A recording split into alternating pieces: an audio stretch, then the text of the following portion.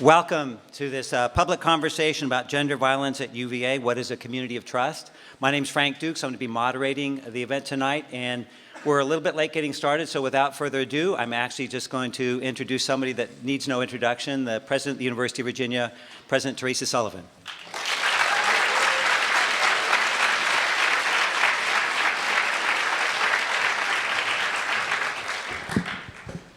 Thank you, everyone, and good evening. What a terrific crowd.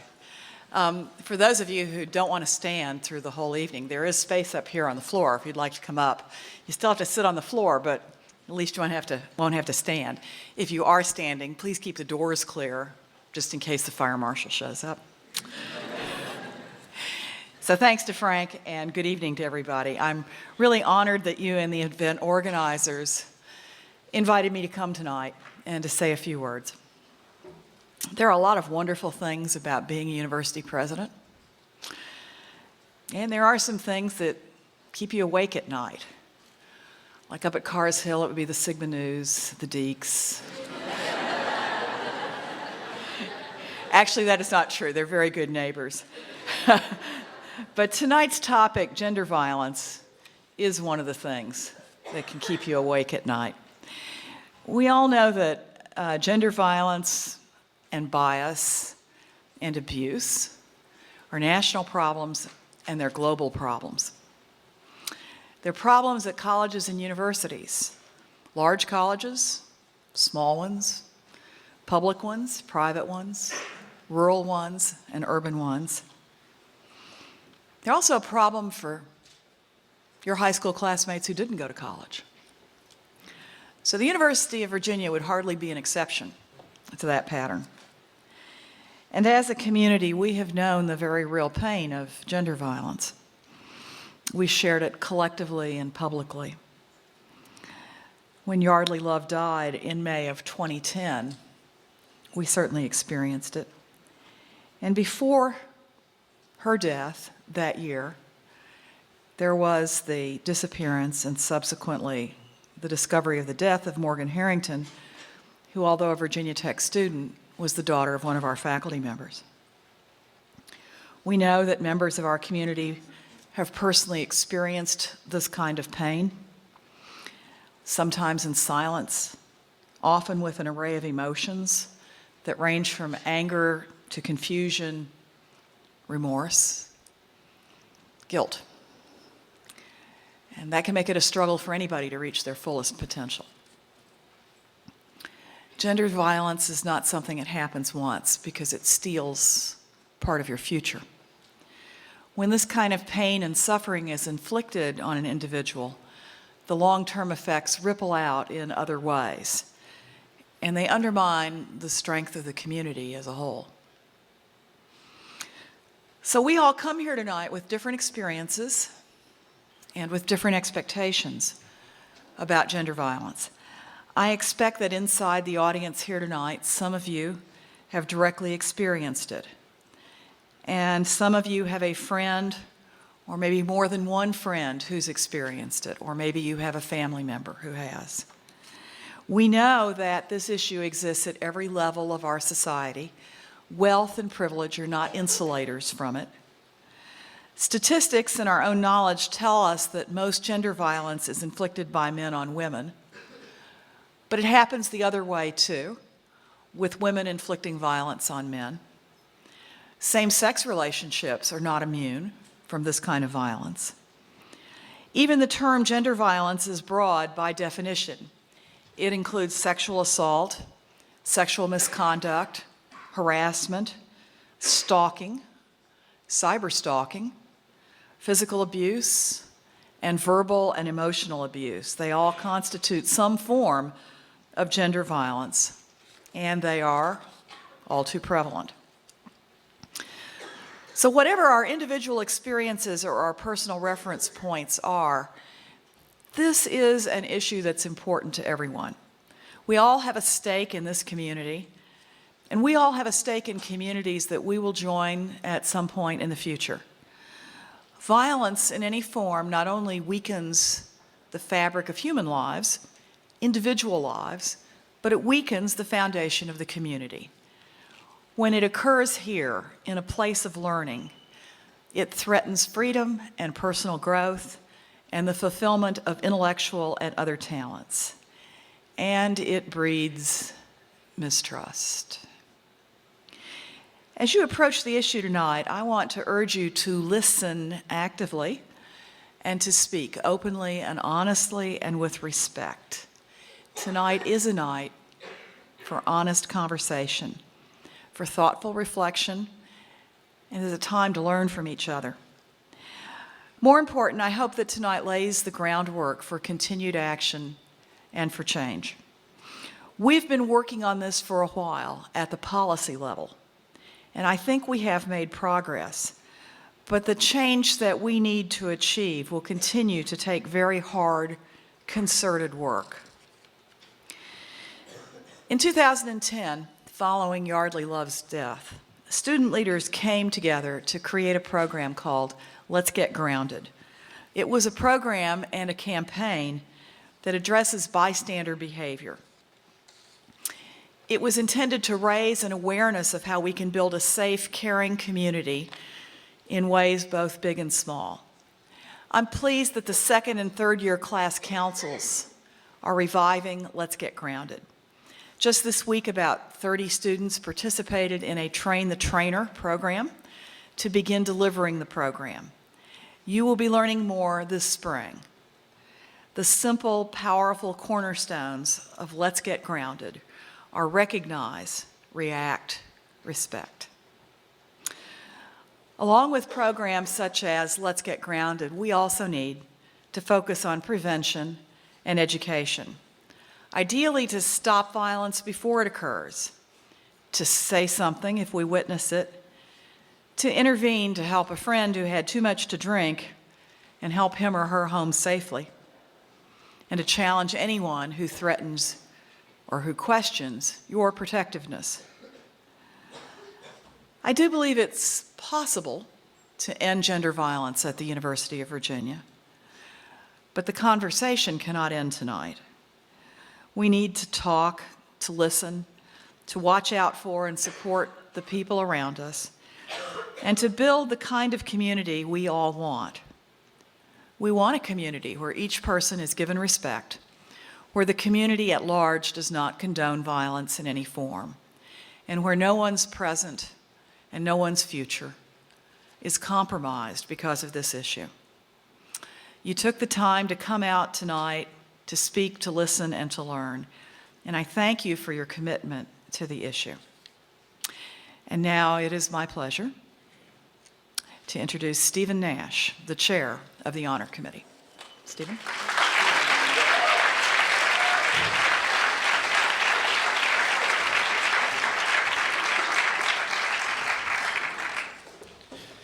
Good evening. I would first like to thank the organizers of this event for bringing us together for this important conversation.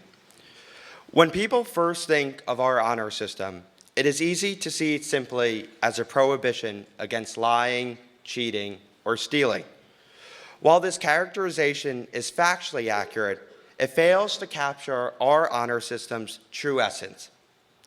At its core, the system seeks the affirmative purpose of fostering a community of trust. It expects that each of us will act with integrity and honesty regardless of circumstance, and it allows for all of our relationships to be defined by a basic level of trust. Our community of trust does not center around three things we do not do. Instead, it is the promise to be absolute in our commitment to do what is right. This has made our community unique for over 170 years. While gender violence does not fall under the adjudication jurisdiction of the honor system, it speaks to the very core of this community of trust. Gender violence unfortunately afflicts colleges and universities throughout this country and the world. Our university, unfortunately, is not an exception to this serious problem. However, our community of trust gives us a special obligation and expectation to demand better from one another. As students, our commitment to do what is right requires us not to be bystanders in these situations. Seeing something and saying nothing violates the trust that other students should expect to have in one another. A violation of trust against one member in our community is a violation of trust against all members of our community. This event calls our attention, time, and energy to this critical issue facing us. As students, I sincerely hope we use it as a springboard for future efforts to combat this issue through other critical preventative measures. By doing so, we ensure that our community is always striving to live up to the expectation that each of us will do what is right and can trust each other at all times. This is an issue we simply cannot ignore. And as students, we are members of this unique community and ultimately owe it to one another to make sure we are living up to our obligations to each other. I'm now happy to reintroduce Frank Dukes, the mediator of tonight's event. Thank you.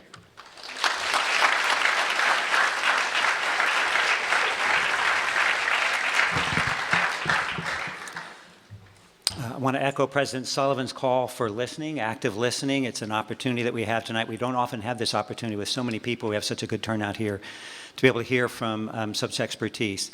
And also recognizing that there are people here who are touched by violence many ways. There are certainly survivors in the room, I'm sure. There are people who work with this issue, people, family members as well. I'm sure we're going to demonstrate the respectful attention that we know characterizes our university. Let me also say there are some seats up here. So there are people standing. I see 1, 2, 3, 4 seats up front here. So you don't have to just wait up there. The way it's going to work tonight, we're going to have our speakers offer some prepared remarks, and then we're going to take questions from the floor. We've got so many people here, we want to make sure we get as many questions as possible. So we've got volunteers who have index cards. We'll be passing them around. Actually, who has the index card? So you see, so my suggestion is then, if you have a question or comment that comes to you, raise your hand, and they'll be looking for you, and they can make sure that you get a card, and you can pass it up front to us. In order to save a little bit of time, I'm also going to take just very little time introducing our guests, and I would say that the amount of time is in inverse proportion to the expertise that they have. So we have Gina Maisto-Smith, who is a Juris Doctorate and is an expert in university policy related to sexual misconduct and a former prosecuting attorney. And we have Dorothy Edwards, PhD, who's an expert in prevention of gender violence and also initiated the Green Dot Project. So without further ado, let's offer a warm welcome to our guest speakers.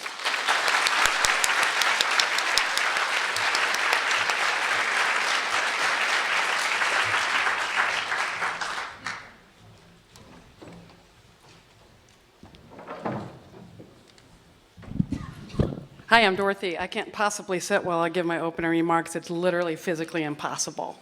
I've tried it before and I just end up going like this. I hope you don't think I'm underdressed. This is me in my formal attire. I was asked to spend a few minutes talking about prevention, and I wanted to, and kind of the state of prevention. And I want to, in 10 minutes, now 9 minutes and 13 seconds, but who's counting, want to tell you what I'm seeing across the country. And what I'm seeing, first and foremost, is that what people like me have been trying to do for the last decade or 2 or 3 on college campuses has not done what we wanted it to do, because as has been reflected in many of the comments already, violence on our college campuses remains pretty darn universal and pretty darn unacceptable in terms of rates. Numbers like 1 in 3, 1 in 4, 1 in 5, depending on what we talk about, continue to be the norm. And what people like me try to do with good intention was tell this story using only 2 characters, a potential perpetrator and a potential victim. And with those 2 lenses, we ended up shaping everything with comments to our young men. Guess which category they fell into under the potential perpetrator. So all of our comments to young men, all of our training to young men contain some version of don't rape, don't beat, this is our policy, no means no. Our victim role that we talked about by default, guess who got to be the victim in the story we tried to tell? It was our young women. And the messages were equally disempowering. My well-intentioned messages called risk reduction. And day after day, year after year, I stood in front of young women such as yourself and I said, don't walk alone, right? Don't drink from an open container, right? Watch what you wear. Has anyone heard messages like this from someone like me before? One or two of you are raising your hand. And I was well-intentioned. People like me were well-intentioned. And there's nothing inherently wrong with saying don't commit sexual assault and don't drink from an open container. My only problem with those strategies as I stand here before you is that they didn't work. That's my only problem. The good news is those aren't the only two characters in this story. There's actually a third character, and it's been referred to already, and it's the character of the bystander. It is the character of every single person in this room. And what's good news about this third character is the messages that we can build around this character are unifying instead of divisive. What's powerful about this character of the bystander is the numbers work in our favor. Instead of the drumbeat of numbers like 1 and 3, 1 and 4, 1 and 5 over and over, when we talk about the character of the bystander, we talk about for every one potential perpetrator of sexual assault, there are 40 people who never will commit. That means in this room, for every one potential, there are 40 not. Those odds work in our favor. What if we mobilized those 40? What's powerful about the bystander is now I can stand in front of a room, not just of male and female students, but of administrators and faculty and staff. And instead of a list of what not to do, which let's face it, is kind of a bummer after a while, right? Instead, I can give a list of things we can do. I can talk about the role each one of us can play. And again, I don't just mean students. I don't just mean, when I talk about bystander, I want you to conceptualize broader than just an individual at an imminently high-risk situation. I want you to think about a bystander as anyone on this campus who is aware this violence is going on. Because whether you're standing at the front line in a party with a high-risk situation, or whether you're sitting in an office somewhere, if you know this level of violence is going on on this campus, you have to answer the same question. What can I do to make it less likely this violence continues? Men and women, young and old, every color, every sexual orientation, no matter who you are, where you intersect with this issue, you have the same call. What's the thing that I can do? And as we talk about bystanders, we talk about mobilizing our community, I want to make sure the conversation is realistic. I'm not going to stand up here and pretend that a pep talk about bystander intervention translates to the front line. I'm not going to stand here and pretend that if I say to you, so next time you see your buddy dragging that drunk girl upstairs, I want you to bust in and say, stop. Real UVA students don't drag drunk girls upstairs. Because what I know is in real life, it's easier said than done. What I know is in real life, there's a social cost to that. What I know is in real life, we all have things that make it hard for us sometimes to do the thing we most want to do, right? Peer pressure. What will our friends think of us? Faculty that'll go, I'm overworked and I'm underpaid and I've got so many things to do and I can't take this on too. People with budget restraints. Maybe I'm shy. I mean, not me in particular, but maybe you're sitting there going, gosh, I'd love to do something, but I hate to be the center of attention. I'm shy. Maybe you're thinking, I'm afraid. If I step up in this situation, what if it turns on me? There are all of these obstacles, and that doesn't make us bad people, because there's not a single person in this room that could look me in the eye and say, Dorothy, every single time that my kind of gut has been activated, I've done the thing I most wanted to do. So I don't just want to have a pep talk conversation about bystander intervention. I want to have a realistic conversation where we say, I know I want to do my part, but the fact is, in this part of my life, it's hard, and here's why. And what I want you to know is, Whatever makes it hard for you now, I'm going to assume it's always going to make it hard for you. If you're shy now, there's not a program in the world they can bring in that's going to eradicate shyness. There's not a lecturer in the world that can come in and make peer pressure in college disappear. So when you're thinking about the role you want to play, I want you to think realistically. And instead of thinking, oh, I wish I wasn't so shy, I want you to be thinking, as a shy person, what could I be doing to make my campus safer? Maybe instead of doing something yourself, you'll get your extroverted best friend who you've been living vicariously through anyway to step in and do something. Maybe you'll make an anonymous call. Maybe you'll send an email, right? Maybe you'll find his friends or her friends to intervene in some way.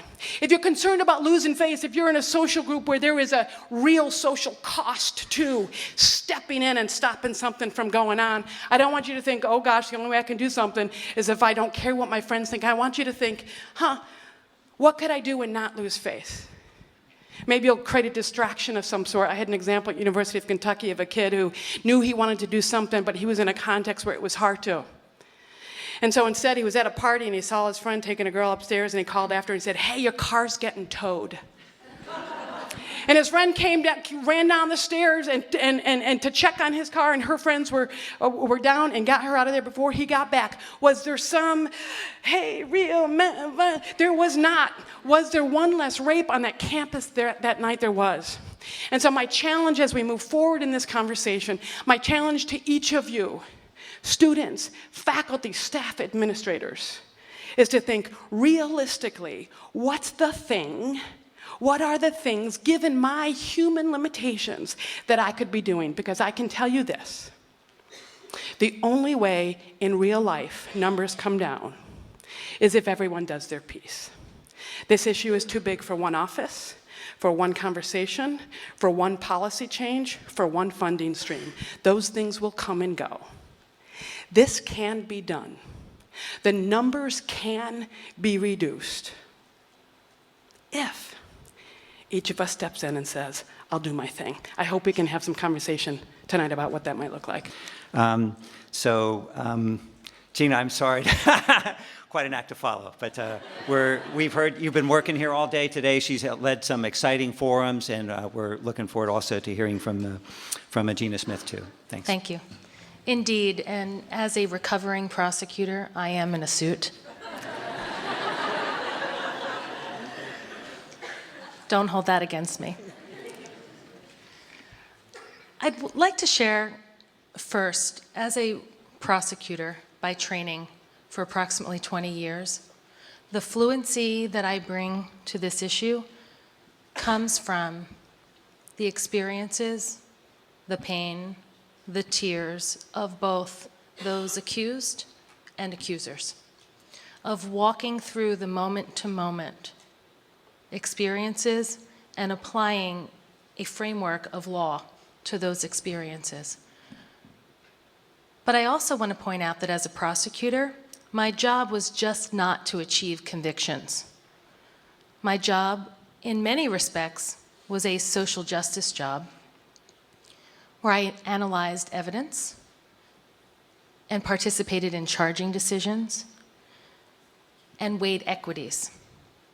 So as I sit here as a former prosecutor, I share that waiver to reflect the balance in my history. I also share that I had the privilege to educate over those 20 years, educate other prosecutors, defense attorneys, and multidisciplinary teams of professionals in the community of the city of Philadelphia. That included social workers, doctors, police officers, and other multidisciplinary team members like Women in Transition, Women Against Abuse, Women Organized Against Rape, and teams of people that responded to this issue. From that experience, I learned that institutions that had to respond to these issues and had to be Solomonic and fair to those on both sides of the issue struggled. And struggled not because there weren't good intentions, because every single case is laced with good intentions. struggled because we don't naturally have the fluency to handle these very difficult issues. We don't naturally have the ability to face such emotional stressors. And I realized that there was such an institutional need that for the last 7 years, I have been working with primarily schools, colleges and universities, and K through 12 schools in things like policy and procedure, training and education, and fair, objective investigations. That led me to focus in the last couple of years on how do we do prevention well? And I'm so glad I'm sitting here with Dorothy tonight, because I think we're really going to get beyond just answering and reacting to issues, but to thinking strategically and preventively. The issue on college campuses that I see most is not do they have good policies or procedures. Many of them do. Yours is one of them. And the issue is not do they care enough. But the issue is how do we implement those policies and procedures that best serve our students? How do we fill the space between what the policy says and the experience of our student in getting through and beyond the incident? How do we look? How do we act? How do we talk? What do we say? How do we tend? Because that is the priority and that is the focus. If you think about this issue as quite complicated, it is a labyrinth of information that has to be integrated, not only for students, but faculty, staff, and administration. And the 3 dimensions of this labyrinth are the regulatory framework, which is like a puzzle of HIPAA and FERPA and Title IX and Clery and school policy and NCAA regulations and state law. And our administrators and our environment is bound by that. We get federal funds. The federal government tells us we are bound by that regulatory scheme. But that's not why we have policy and procedure. We have it because we value our students and we value an environment that's free from gender violence. But we are bound to the regulatory framework. But the next dimension of this labyrinth is the dynamics of sexual misconduct. We must understand the issues. We must understand issues of trauma. We must understand counterintuitive behaviors. We must understand that we need to focus on predatory behavior. We must understand that there's often delay in reporting and no physical evidence and word against word challenges in these cases. If we truly understand the dynamics of the issue, integrated with the regulatory framework, we're getting closer. And the way we get closest to solutions and prevention is by integrating the 3rd dimension of this 3D labyrinth, and that is our individual campus culture and history, and who we are and what we can bring to the table. Because it is with that integration, it is with that commitment, I can't say it better than Dorothy did, it must be at every level. At every level, we need to commit to engagement and education. And it is only with an understanding of the facts in the regulatory framework, the facts around how sexual misconduct and the dynamics of gender violence affect us, and our unique history and ability to integrate and to act, that we can truly make a change. It is engagement at every level, and it is education.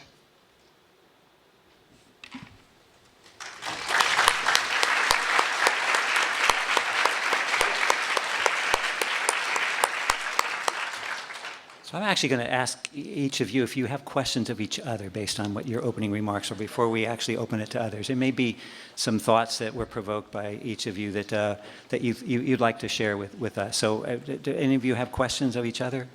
I'm anxious to hear what the other folks have. I'm intimidated by her. Lots more big words than I used. Most people I met went to jail. For underdressing. All right, well, actually, what I'm going to suggest then, instead of immediately, I don't see any of the cards yet, I'm going to ask you to, well, if we have them written, if we have questions yet, I'm going to ask you to answer 2 questions. I want you to turn maybe to somebody you don't know, if possible. If not, just turn to someone. And just, so that first question, as a, whatever that might be, right? As a parent, as a student, as a male, as a female, as a survivor, maybe as somebody who was made to come here because it's a class assignment or some other reason. What is it that I can do to make us all safer? And then the second question is, we need to get some questions up here. So what knowledge do you need? What do you need to know that the experts that we have up here might be able to provide us in order to answer that question further? So I'm going to give you actually about a minute and a half, not very long time, to just turn towards a partner, answer that question as a whatever. What can I do to make us all safer? And then what do I need to know? And let's get some cards and questions up here.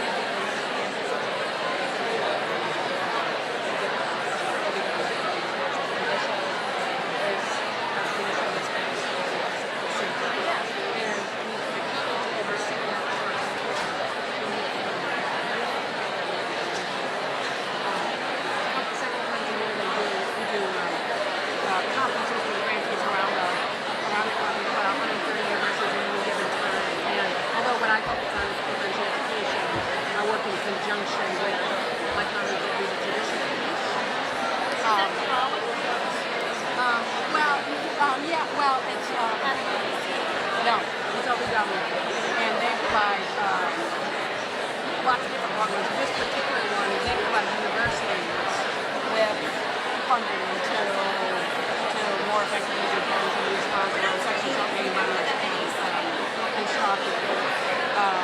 And it's in some transition right now. It's an exciting kind of window, and I love it. So there's 4 requirements of this grant that campuses have to do.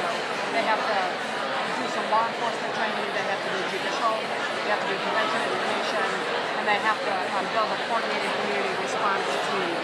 And so there are 4 sets of us TA providers that provide the training to campuses, and I'd love to see you. So one's around alcohol. So could the university do more to restrict or limit alcohol consumption? I think the way you can address it, you might not know that answer, but what extent is alcohol involved? And then policy, no action, male perpetrators on this both in the school or their census district. Why is rape not on our violence? I'm not sure you all can it's tied still to the idea of expulsion, so maybe that's the question. So some thoughts there. Oh, there are going to be several, but really I think the alcohol might be the first one to ask, and then the sort of policy about expulsion. I'm going to try to combine some of that. Okay. I told Gina that. If you have a card ready, if you'd hold it up and we'll come get it from you.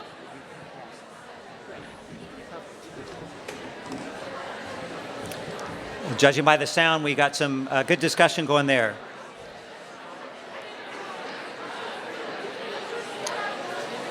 All right, could we have attention back up front again? Okay. So there seem to be some themes, common themes emerging from some of these. Gender violence connected to alcohol. What are other schools doing that might be really successful? The policies such that there have been no actual male perpetrators of that have gotten expelled from the school, in contrast, and that's sort of in contrast to the honor system, which with expulsion right now is at least the only sanction. So I think we'll begin with the question of alcohol and the question of a lot of gender violence tied to alcohol. You could answer that both generically, sort of, what's your understanding of that, but also whether our university could do more to restrict or limit alcohol consumption, especially in off-campus situations. So maybe that's also looking at what are other areas doing as well. So to begin on alcohol, I'm sure everyone's familiar with the statistics that alcohol is very highly correlated with sexual misconduct.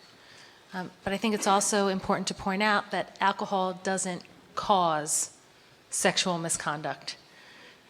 Often, the conversations around alcohol are off-putting to complainant, survivor, victims, because it is often phrased inartfully as sounding like victim blaming. So I want to call the elephant out in the room. When someone asks in the context of an adjudication about consumption of alcohol, it doesn't mean that the adjudicators are victim blaming. It does mean that the adjudicators are doing their job to ask the questions to sift fairly through facts so that they can make a decision about whether consent was given. That's important to understand. At the same time, education about alcohol and vulnerabilities that result from overuse of alcohol also is not victim blaming. It is awareness raising that alcohol creates changes in our ability to perceive, it inhibits behavior, and it creates scenarios where people are more vulnerable. It doesn't mean that there is victim blaming. And I think that we have to clearly point out protective conversations about vulnerability from creating accidental rapists as a result of using alcohol, and to use language that properly reflects what we mean when we talk about alcohol in the context of sexual misconduct. As I started these comments, the majority of cases on a college campus of sexual assault involve alcohol. There's study after study that reflects that. So how do we combat that? I don't know. I don't know the real prevention issues, and I'm going to pass the baton on the prevention of that. I think it involves engagement, and involves understanding, and involves continued education. Some campuses are incorporating ongoing courses where students can talk about these things in an academic way, in an experiential way. But what I will say to you, what I say to my 2 college and 3 high school children, think about alcohol in the context of gender violence, and I don't use these words exactly to the younger ones, as the way you think about drinking and driving.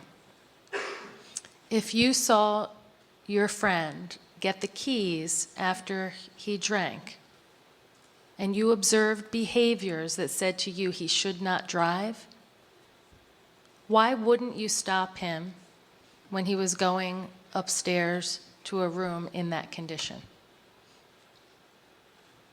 If you saw your friend falling down and getting separated from the group after drinking, would you let her drive? And it's very concrete in the context of drinking and driving, because we know the injuries, we can see the injuries, we can see the crash, we can see the effects, we can see the scars and the casts. Those exist as well in the context of gender violence. We just can't see them. So there's a concrete example to bring it to life, but I'm passing the baton on the prevention question. Great. Let me, I want to make three quick points. I've never made a quick point in my life, but number one, in terms of strategies, the most successful, in terms of in the literature, the most successful right now strategies to address drinking on college campuses are around environmental management. The individual strategies, the individual education, we're not seeing that. They're not seeing the outcomes they want to see. So the broader strategy, so if you go back to your room and pull up your databases and pull up environmental management, that's where you're going to see some of the most successful examples of addressing alcohol on college campuses. Second thing, I hate when I have 3 things and you just hope the next 2 are going to come. The second thing is kind of from the bystander perspective, reminding everyone knows just about at this point the relationship between environments with lots of drunk people and sexual assault. And so as a bystander, that should be a standard cue for you. That should be a standard. Doesn't have to mean, oh, I'm in it because I'm a cool, hip 43-year-old and I know what hooking up is. Like, it doesn't mean by definition, if there's alcohol there, that there's predators on the loose and there's malintentioned rape being plotted as we speak. I'm not asking that, but it is, I'm not assuming that, but it is enough that your gut should go, I should be checking in. I should be looking around and checking in. Right? And if you want to be really advanced and excited and just on the cutting edge of all that's cool and popular, you'll actually talk to your buddies before going to said party and getting wasted out of your mind and having a conversation about this is what I want to do. Like, if Johnny from chemistry is there, I'm hoping to go home and have sex with him. And making that determination sober, so that your friends can hold you to that. I just want to go to this party. I mean, not that you have to go home with Johnny then. I just mean that if you do, I mean, you can change your mind and not, but I'm just saying if you come on, this is serious, you guys. You know, if it's, I'm going to go to this party and, hey, if there's someone cute I want to make out, but don't let me go home with anyone. But what I'm saying is, we're allowed, oftentimes you talk to students who go, well, Dorothy, what if we go to this party and just everyone's drunk all the time? You're not drunk 24/7, right? So, right? So before you go to the party, this bystander idea, this prevention idea is having that conversation before you're wasted of what your friends hold you accountable to. So from the bystander lens, alcohol should cue you. And you can make some decisions, just like we as a culture have gotten smarter and smarter about making decisions about drinking and driving, the similar parallel. It can be done, right? We've done it before. The third thing I want to say, which I don't know if I'm allowed to say it, but I'm going to say it. What we know is 90% of sexual assaults that happen on a college campus are committed by repeat offenders. That's from research by David Lisak, right? So 90% are committed by repeat offenders. What we also know is the #1 date rape drug is alcohol. Now, what I want to challenge you is after a sexual assault has been committed and someone brings up that the underage victim has been drinking, how many of us have been guilty of forgetting about the rape that happened and instead beginning to have this dialogue about, well, how did they get alcohol to begin with? Well, she was underage. Do you know how wasted she was? We begin to have a conversation about the alcohol, and here's my concern with that. My concern with that is, as we're having a conversation, oh, here, a rape just happened. Oh, she was drinking. Oh, she was drinking, and how did she get the alcohol? She shouldn't have been underage drinking, and what did she think was going to happen? What we know from the research, the picture I get in my head of that repeat offender going, while you guys argue about alcohol, off I go.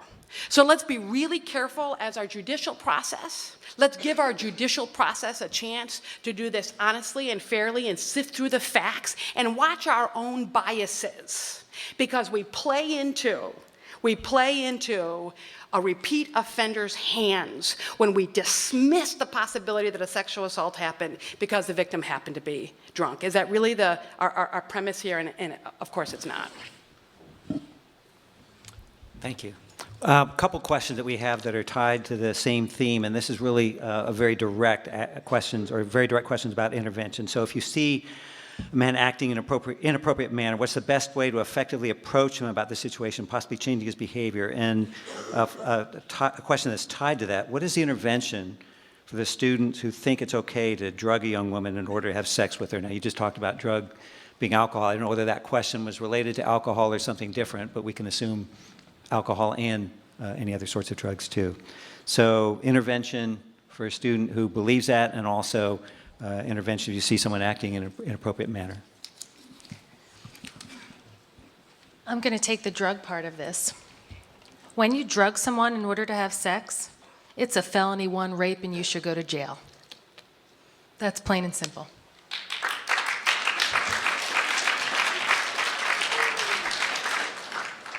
Now, how do we prove that? We prove that by trusting our systems in this community. We prove that by listening to the opportunities and the resources that we have here to support us. If you think that is what occurred to you, there is a very important part of the law that requires our universities to talk to complainants about the importance of preservation of evidence. What we know after an event of sexual assault is that complainants often are not ready to talk about it, are not ready to hear information, are still looking at their life through the lens of the trauma. So it's very important to understand that if you go to the hospital, that doesn't force you into any one pathway. But what it does do is protect you physically. You get the physical treatment that's available. And it also will test you, because after so many hours, it's very difficult to get any evidence that you have been drugged. So if you feel that you have been drugged, I cannot emphasize enough the importance of preservation of that evidence and taking advantage of going to the hospital and getting immediate treatment. And you have wonderful services here, and you have wonderful people who are trained to remind you of the importance of preservation of evidence. And know that one that does not commit you to any one pathway. You can change your mind several times, and often complainants do, and that's okay. And 2, you have the opportunity to proceed and know that you have the evidence. So I would suggest to you, if that is the case, get rid of the person who commits felony 1 rapes on your campus so they can't do it again. From a bystander perspective, the best intervention, if you see something potential high risk, the best intervention is the one that you will do. And there's not a single right answer because it depends on a couple of things. Number one, it depends on your own obstacles. So maybe you're in a setting where you feel very comfortable going right up and confronting it directly. Maybe you're in a setting where you're like, there's no way in the world I'm calling this thing out. So it depends on your own obstacles. It depends on the setting.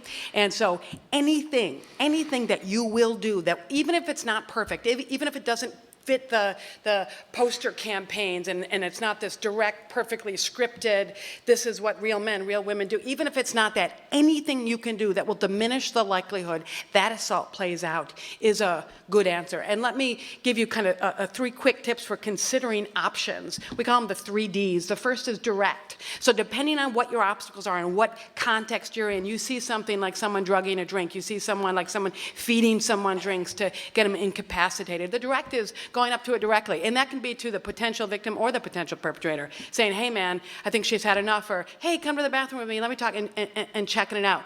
Again, you may be in a situation where that's not possible. The second D is delegate. Get someone else to do it. You get just as many points, just as many jewels in your crown when you get to heaven if you get someone else to do it than if you do it yourself. What matters is that someone does. So delegate, get someone else to do it. And the third is distract. Sometimes it's not going to be picture perfect. Sometimes it's not going to be the permanent solution. But in that moment, you can do something like, hey, dude, your car's getting towed, or the drink gets spilled, or, oh my word, somebody called the cops, let's get out of here. Anything that will stop this thing from playing out. So when you think about that, the important thing is that you answer that for yourself, because the answer that might work for someone else won't work for you, and I don't want it to inhibit you. There's a million options. Pick one that works. Thank you. I'm going to try to combine a couple that they have to do with the procedures at the University of Virginia. So, and I don't know, Dorothy, whether you're familiar with them. I know Gina is an expert in university procedures and has examined UVAs also.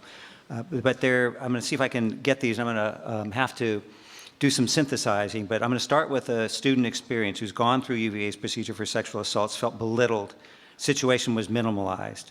And then there are a couple of cards that have to do with feeling as though the enforcement of rules is really a challenge. How do we enforce these rules? And a better way than just to suspend perpetrators, which according to one card doesn't happen, And then the question of why is rape not an honor violation, and should it be? Why wouldn't expulsion work as a reaction? Why don't we use it? So I don't know whether you can address those. Okay. So let me talk about procedures for a moment. Policies may be great, but the implementation of procedures and how we move through time and space may need some adjustment from time to time. Training is imperative, and that training not only has to be on our policies and the law, but it has to be on the dynamics of the issue. And so if we have a student who feels belittled through the process, we haven't done our job. We need to set expectations. The expectations that a complainant, victim, survivor should have is that they will receive appropriate support and resources throughout the process. And that support and those resources will be centered on their experience and their needs. And that person will be tended to where they are in time. At the same time, we need to set expectations about our adjudicative process. And in that process, our students also have to be treated fairly, but balanced, because both sides, an accused and an accuser, deserve a fair process. The integrity of our system and the integrity of hearing the result and proceeding forward depend on it. In both scenarios, our students must feel tended to and understood. And remember that 3D labyrinth that I described about the system generally? Well, that's what's going on in the head of a complainant and in the head of a respondent. They are managing academics and friends and social pressure and choices, and is my life ending, is my career ending, is my academic world ending, are my parents going to know, am I going to be ostracized? It's a myriad of things that are happening on both sides. And if we're doing it well, we are filling the space between our policy and the end result with implementation and procedures that tend to our students and their needs primarily. First and foremost, putting our students first.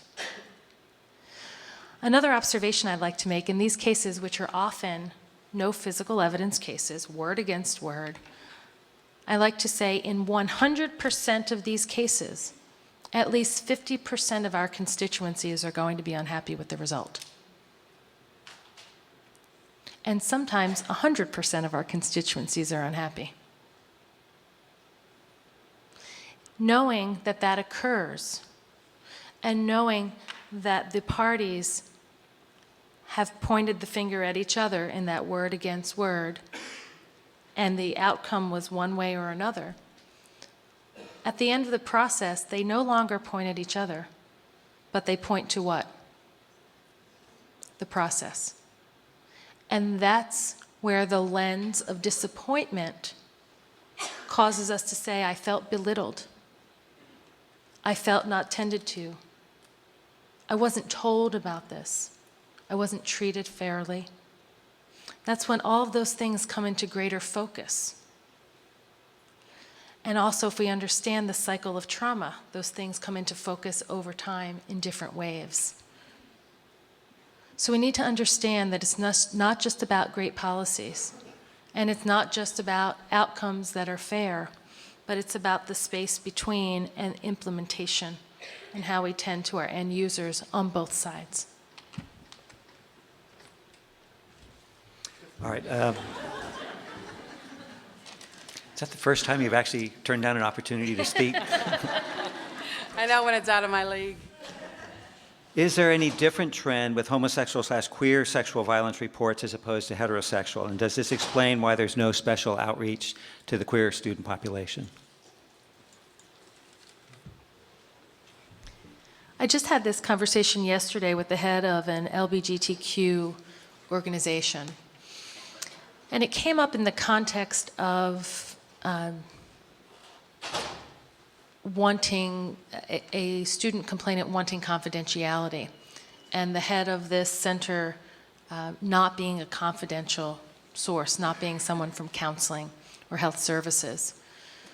And he said to me that if we did not create a space that tended to that population appropriately, that complaints from that population were going to go silenced.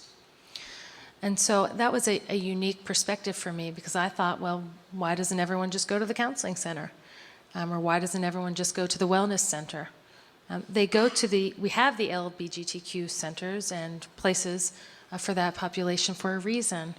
And if there are needs in those populations, we need to be open to them and to listen to them and to give them equal points of access to get into the system and to use the services that are here for all.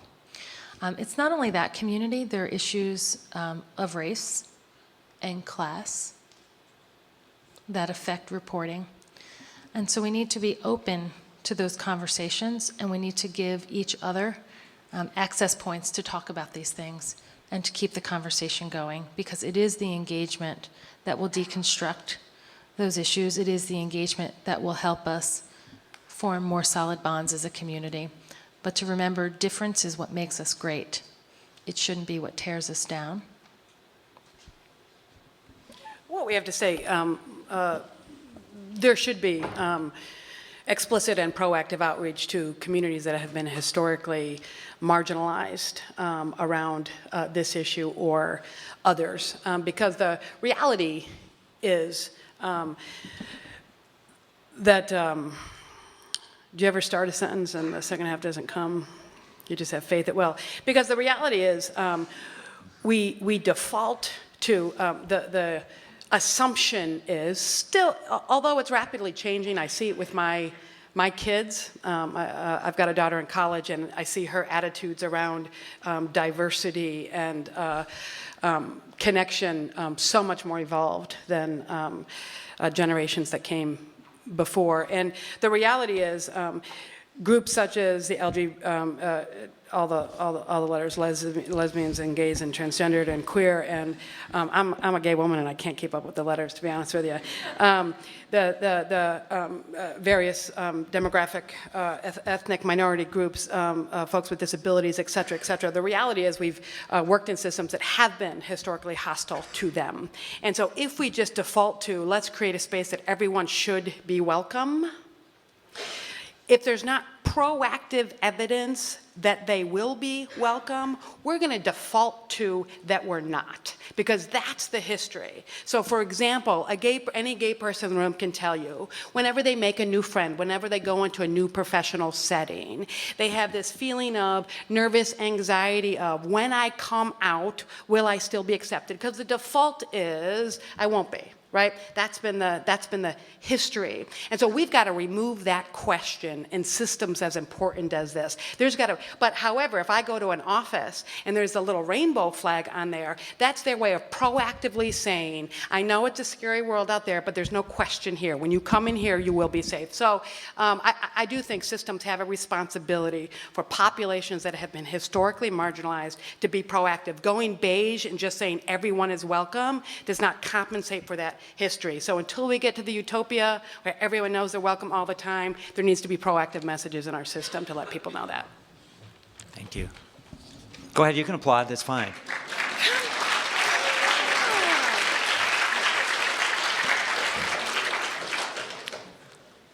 I have many female friends who are concerned about sexual violence. How can I make this issue a concern for male students as well without pushing them away?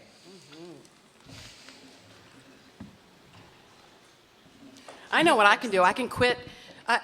Again, they come by that honestly. They come by that honestly, and I take my part of that responsibility. What we know is most men do not commit violence. Most men do not commit sexual assault. And yet from the time they're knee-high to a grasshopper, people like me are coming in and saying, don't you rape, don't you rape, don't you rape, don't you beat, don't you be a perpetrator. And in real life, if you were a man who never had committed any of that violence, and by the time you get to college, you've heard 800 slightly angry feminists such as myself come in and say, don't you rape, would you begin to get defensive? Would you begin to push back and say, all right, lady, I never have raped, I never will rape, and in fact, I was abused myself and no one's talking to me about that. Okay, lady, I never have raped and I never will, and I was up all night with my girlfriend who still is afraid of intimacy because of her own assault and no one's helping me help her. Okay, lady, I never have and I never will, and I grew up in a home watching my stepdad beat the crap out of my mother and feeling helpless to do anything. No one's helping me with that. The defensive men come into this issue with, they come by honestly. And it's our job to rebrand that, to start a different conversation. So one thing we can do to include our men is begin approaching them as allies, as a part of the solution, as to defaulting that they are a part of the problem. The second thing we can do is honor explicitly, not just in token ways, that men have more than a needle in a haystack experience with this issue. Yeah, if we draw the lines just around what happens in the 4 years on a college campus, or 6 or 7 or 8 years on some of your plans, then yes, women are disproportionately victimized on a college campus. But if you start talking about growing up in domestic violence homes, if you're talking about the experiences they bring in, childhood sexual abuse, et cetera, we gotta do more than lip service to the fact that it's a significant minority. It's a significant percentage of our men that are sitting in this room right now that have their own direct stories. And there is enough compassion, and there is enough prevention, and there is enough response, and there is enough space in the universe to honor everyone's stories. The third thing we need to do is we need to create prevention programs, intervention programs that actually proactively talk about historically marginalized groups, that proactively engage men. I ran a center here. Let me see if you can figure out where I might have alienated men. Here was my, here's how I used to introduce myself when I would go in and do an education program. I'd say, hi, my name is Dorothy Edwards, just so you know I'm a woman. So, hi, my name is Dorothy Edwards, and I'm here from the Women's Place. And I'd like to talk to you today about violence against women.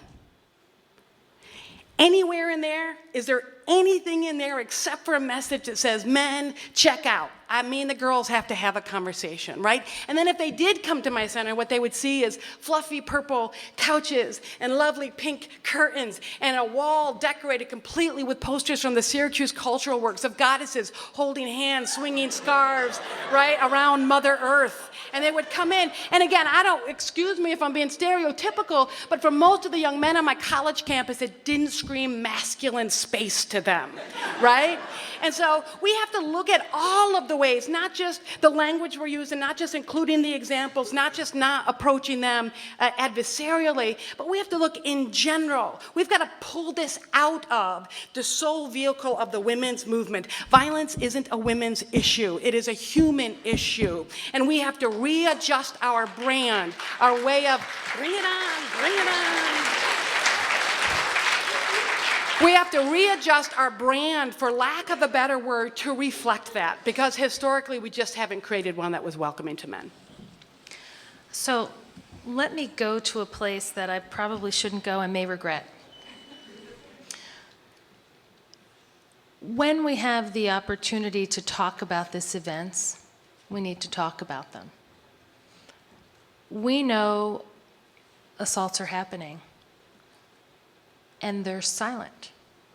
They're silent by law in many respects because of HIPAA and FERPA. And they're silent because people don't want to share them.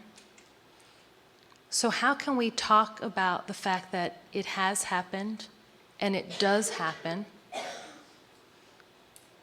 and that people feel alienated, retaliated against, and ostracized if they report and if they continue to talk about it? So what I'm thinking of here is in a group when one member of the group is accused. I'm not talking about any gender at all, but when one member of a group is accused and found responsible, do the other members of the group rally around and ostracize the accuser? Do members of a team rally around and ostracize the accuser? Do members of a dorm rally around and ostracize the accuser? Are we seeing that? Are we talking about it? Friends know what has happened. And it's not just engagement of each other and students, but it's engagement of faculty, administrators across the board to take the pulse of the climate in any given scenario, in any given year, and reflect back what happened. Many of the student concerns that were raised today were around transparency. And not necessarily transparency over the exact names, locations, and sexual acts that occurred, but transparency around that the issue occurred and we're responding to it here. And that the issue occurred and we're taking action against it. I think many folks who have experienced the system feel like it's kept silent and it's kept under the rug. And people want to be able to talk about the fact that it exists. And we heard very eloquently from your president about the statistics around this, the 1 in 4, the 1 in 6. For every 1,000 students, there are 30 sexual assaults. Only 5% report. So where's the rest? Where are they living? Where are they breathing? Where are they sleeping? And what are we talking about? And so this has to be an issue that comes out from under the rug and gets talked about in our communities, because that is the only way for us to eradicate it, or at least try to eradicate it. We have to embrace the tension of it, call it out, and change behaviors as a consequence of awareness. Because if we're not aware, we're not talking about it. It remains silent. Thank you. Go ahead. Yeah, go ahead. Thank you. What can those outside the UVA community do to influence the culture on campus, the people that are outside? Well, I'm impotent in that department. I mean, I can just facilitate and give ideas and help with policy and procedure, but it is really what I started with, and I think Dorothy will echo this, it is the engagement of the community. It is forums, it is town halls, it is suggestion boxes, it is anonymous reporting options, it is talking about it in small groups, in large groups, it is giving people different access points and engaging in conversations about this, all in the context of everything else you're doing. But it has to be consistent and over time, not an anemic one and done orientation training, but an ongoing education. Something that is woven through the fabric of our culture. We speak it in our policy, that it's woven here. But are we actively engaging, each and every one of us? Are we actively taking responsibility? And are we engaging with our faculty members, with our staff members, and those around us? I watched the most, in front of my very eyes over the last 6 or 7 years, I watched one of the most dramatic cultural changes of this generation, and that was the advent of Facebook. Do you guys have it here? And Facebook has changed the planet, and the massiveness of Facebook and the dramaticness of that cultural change has almost nothing to do with Mark Zuckerberg.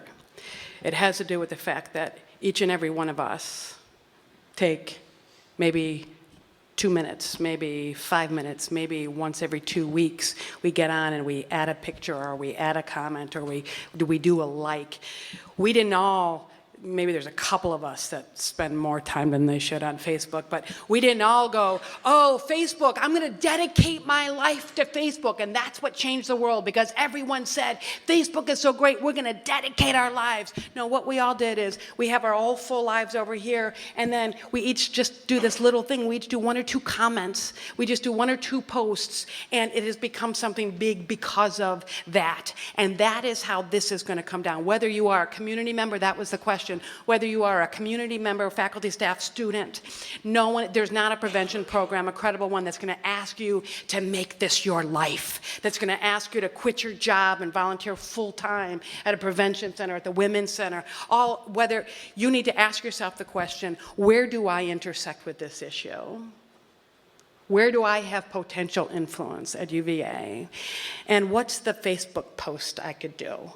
What's the little thing I could do? Is it a conversation with my son or daughter that goes here? Maybe I work at a small business and employs a couple of students, and I can have some policy or some post. Maybe I could sponsor something once a year. Maybe I could wear a shirt. Maybe I could put something in my office window. Maybe I'm a dentist and I can have some brochures around prevention or around this issue around resources on my counter, even though it's not directly, what's the little thing? I can't tell you what that is. I can tell you the only way this works is if whoever asked that question and the rest of you each say, what's my small part? And it's the aggregate sum. This doesn't have to overwhelm you.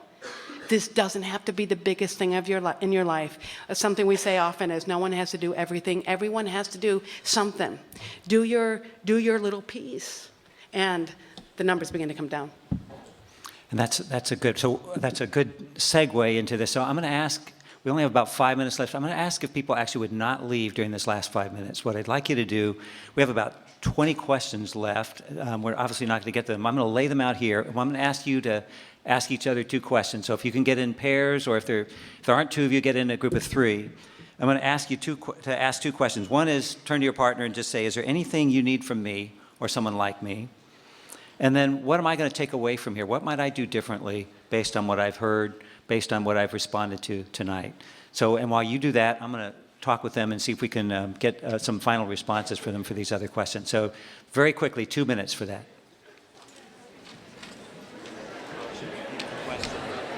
All right, there's so many questions. So I thought I'd give you just a chance to say whatever you want to say for wrapping up, but there's just so many things, all the other prevention system, what's the best of these, the university be proactive, taking a course, educating a new batch of students, the role of teaching faculty, a friend who's in this particular abusive controlling relationship, student leader, as an advisor, what can I tell them about preventing, the security.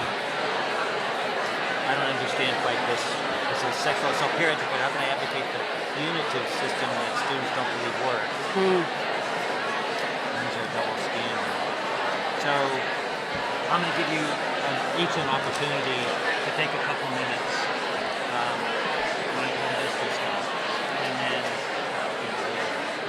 I don't know what you're doing next, but if students, I don't want to say you're welcome to come up here and talk if you need to go somewhere else right away. I'm doing something with working groups or something after this, so I'm around. I don't have any place to be. This is so good. You all are just amazing. Thank you. You're welcome. It's been a pleasure.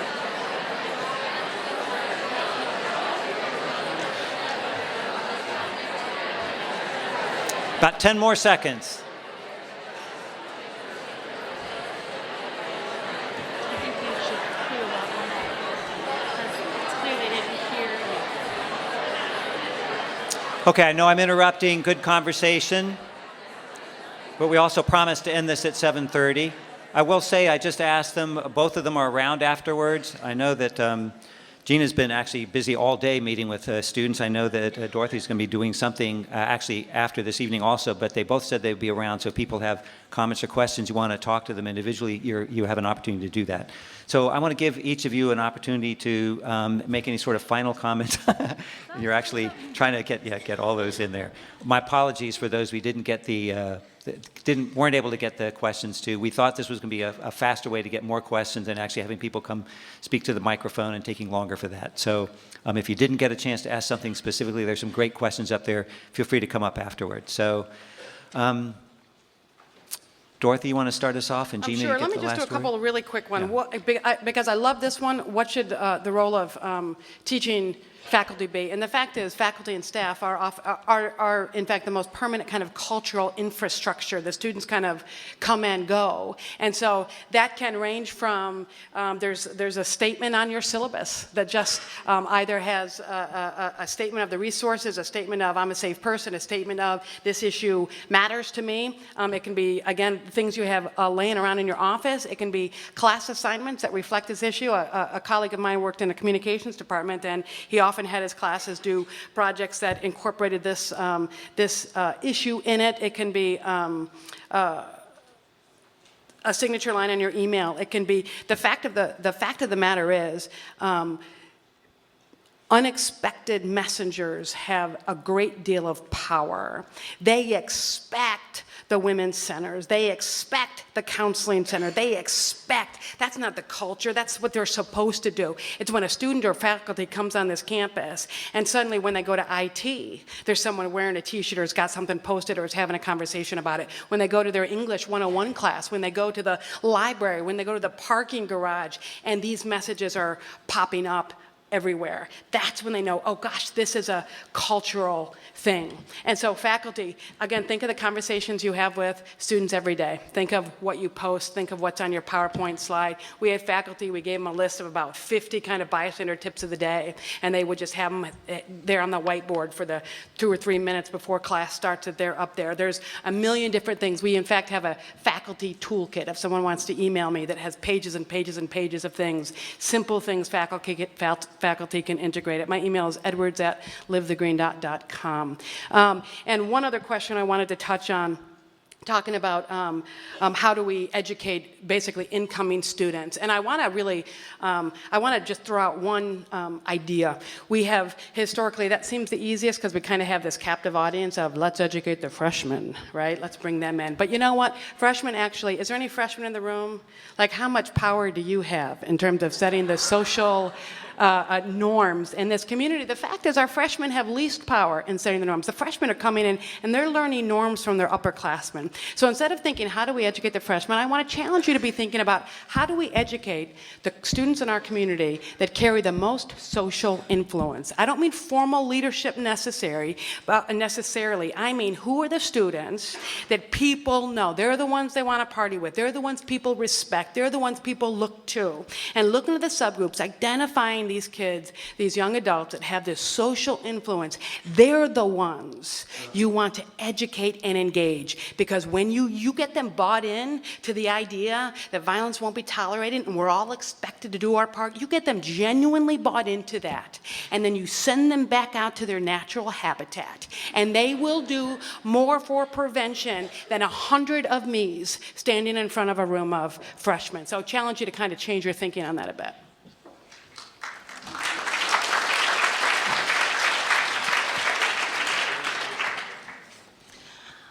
So one question asks, I have a friend in a very emotionally abusive, controlling relationship. At what point and how should one step into those situations? Immediately, go to the resources that you trust on campus, and you have options. This campus has many options that I've learned about in the last few days.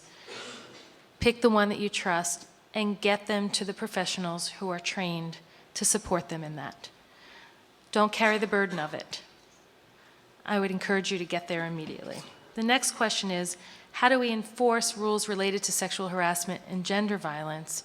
There has to be a better way than to just suspend.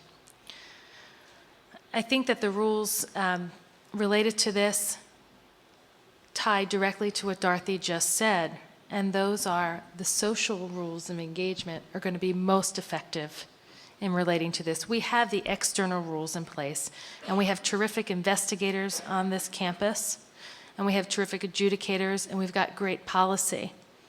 But the rules alone don't change culture. The individual engagement does.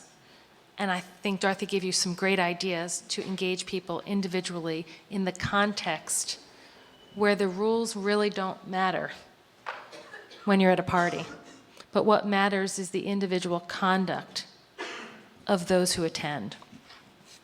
And then finally, this is a question that came up today related to this. Is it because of policy that no actual male perpetrators have been expelled from our school? And my question is, how do we change this statistic? Related to this were comments today that one gets expelled for one cheating incident, but none get expelled after being found responsible for sexual assault. I don't know how to unpack those statistics, and maybe they're anecdotal, and maybe they're not based on reality. But I will share that in the context of adjudications, We don't know what we don't know. We don't know what went into the case. We don't know what was considered. We don't know if one side or the other asked that the person not be expelled, which often happens. So before we draw conclusions about what our system does and doesn't do, let's seek to understand the facts around these cases. And let's try to find ways where we can access the facts. And maybe the facts are through our Clery reports. Maybe the facts are talking, I'm sorry, Dean, to our Dean of Students. We need to base our conclusions on information and not misinformation. And we need to understand that the policies and procedures are done with confidentiality to protect the parties involved, knowing that the community has a need to have information so that it can too react.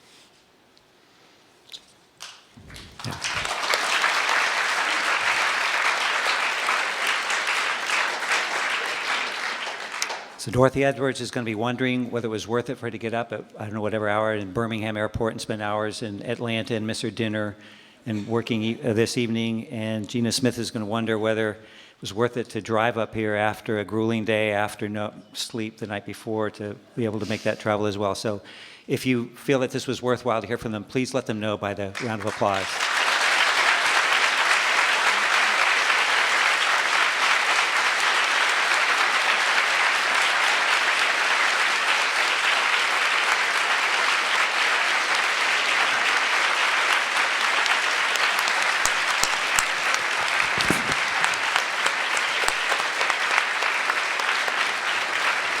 Thank you all. Good night.